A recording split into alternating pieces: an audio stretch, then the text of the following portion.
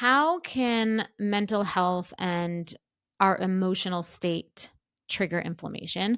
One is the feeling of always being on. Okay, so if we are constantly performing in a performative state, that can impact our mental health.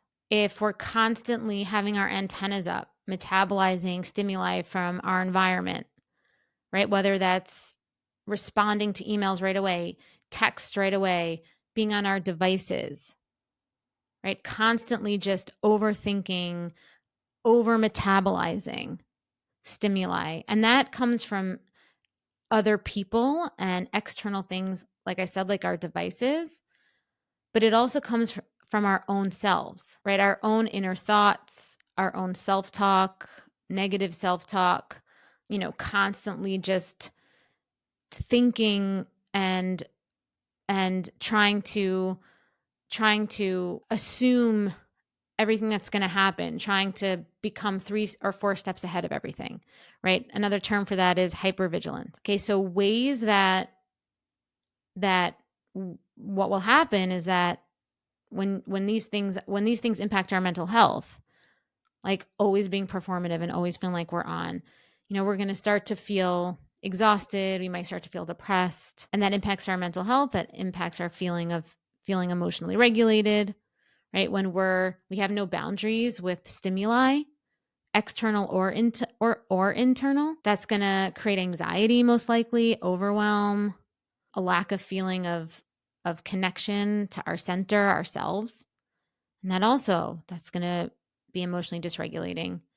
And again, like when we're hypervigilant, we're constantly thinking, trying to get control over the future. That is also extremely destabilizing for our mental health and our emotional regulation. And what happens is that if you do that over and over again, chronically, and that continues to happen, what happens is your nervous system gets dysregulated, your hormones get dysregulated, your body thinks it's in an injury, and you might start to have symptoms that we talked about earlier. And so these things usually are cyclical.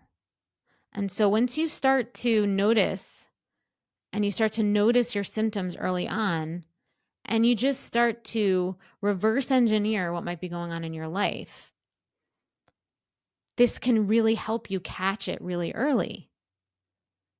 And that's how I want you to start to see symptoms like weight gain or irritable bowel or bloating or something like that. Because a lot of times these physical symptoms are manifestations of mental and emotional or even our diet, lifestyle things. All right. And the last bucket I'm going to talk about is relationships, how our interpersonal relationships can impact our body's inflammatory response. And the relationship thing is connected to the mental health and the emotional regulation, because clearly, if we're in relationships that trigger our inflammatory response, we're likely going to feel emotionally dysregulated. And some of those examples of how relationships can trigger the inflammatory response is being in unhealthy or toxic dynamics.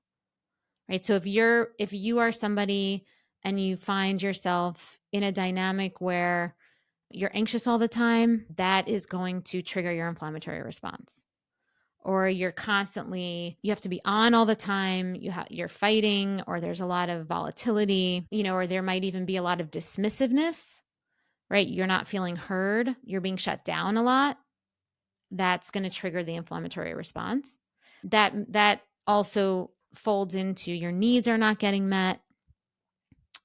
And so that also is over time, that can really just gnaw at your mental health and at your emotional regulation and just at your body if you have core needs. And so it's really important to know what your needs are and what your core emotional needs are, and to be able to express those to people that you're hoping to create an intimate partnership with. Other dynamics in a relationship that can cause inflammation is chronic drama, right? So hot and cold, just situationships, like all these things where one second you're feeling on the top of the world, like cloud nine, the next second you're like, oh my God, am I going to be abandoned, right? So it's like constant chaotic drama. If you feel like you're in a relationship or situation where you have to suppress your feelings, you're fawning a lot, that can cause major inflammation in your body. And also, if you're in a relationship and you are not feeling safe and you don't feel like you're on a team, you feel like you're two individuals but you're not a team together, and that also can cause inflammation, right? So all of these relationship triggers can either be if you're single or if you're in a relationship, right? This doesn't just have to be one or the other. You can be experiencing these both. Just because you're in a relationship doesn't mean that the relationship is meeting your needs or makes you feel safe or suppressing, or you feel safe, you feel heard all the time. And I think sometimes that can even be harder. I know I've been in relationships like that where it can be harder almost to, or not harder, but a different kind of hard, to feel like you are in a relationship and to admit or acknowledge that it is a toxic situation, or it's not a compatible situation. And I have a lot of empathy for that. And I think that if you're listening to this and that is you, know that that doesn't mean the relationship's not repairable, but you don't deserve to just be in it and just continue to have your body be inflamed all the time.